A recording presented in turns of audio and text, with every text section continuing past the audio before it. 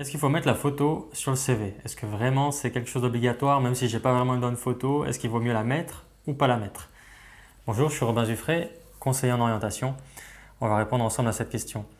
Alors à cette question, il y a deux types de réponses. En général, il y a des personnes qui disent ben oui, évidemment, il faut mettre la photo sur le CV parce que c'est important. Et on a d'autres qui disent non, non, justement, j'ai pas envie d'être discriminé, c'est pas obligatoire, je mets pas.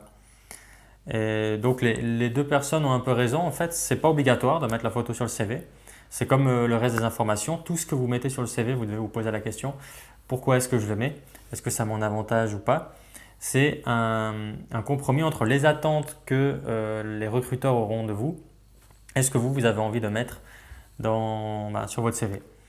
Donc, quelles sont les attentes? En fait, dans un domaine où il y a du contact clientèle, par exemple de la vente ou être à la réception, etc., bah là, l'apparence peut avoir un impact sur le travail. Et donc, ce sera plus attendu que vous mettiez une photo sur votre CV. À ce moment-là, si c'est plus attendu, à vous de décider si vous le mettez ou si vous ne le mettez pas toujours, mais je vous conseillerais plutôt de mettre une photo. Même si la photo n'est pas excellente, je vous conseille vraiment de vous appliquer un maximum et de faire le maximum pour avoir une bonne photo. Et si vous avez une photo que vous ne trouvez pas excellente, eh ben, je vous conseillerais même de mettre cette photo quand même. Parce que si vous postulez à un endroit et que le recruteur reçoit 100 CV, un des critères, ça pourrait être simplement, quand il faut trier les CV au début très rapidement, de se dire bon, tous les CV où il n'y a pas la photo, c'est que la personne me cache quelque chose, donc je préfère autant mettre les CV de côté. Voilà. Donc autant mettre la photo, même si d'après vous c'est risqué, c'est ce que je vous conseillerais de faire. Tandis que si vous êtes dans un tout autre domaine où le contact clientèle est beaucoup moins important, à ce moment-là, c'est à vous de voir. Soit vous mettez la photo, soit vous ne la mettez pas. De manière générale, si vous avez une bonne photo vraiment qui vous met bien en valeur, n'hésitez pas, mettez-la.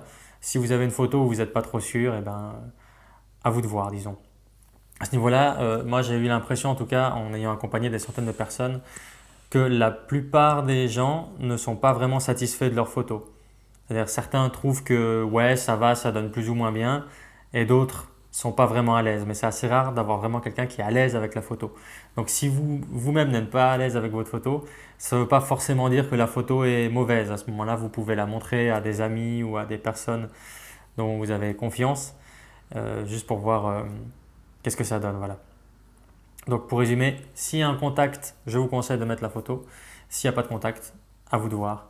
De manière générale, c'est toujours mieux d'avoir une photo si elle est bonne. Voilà pour cette question.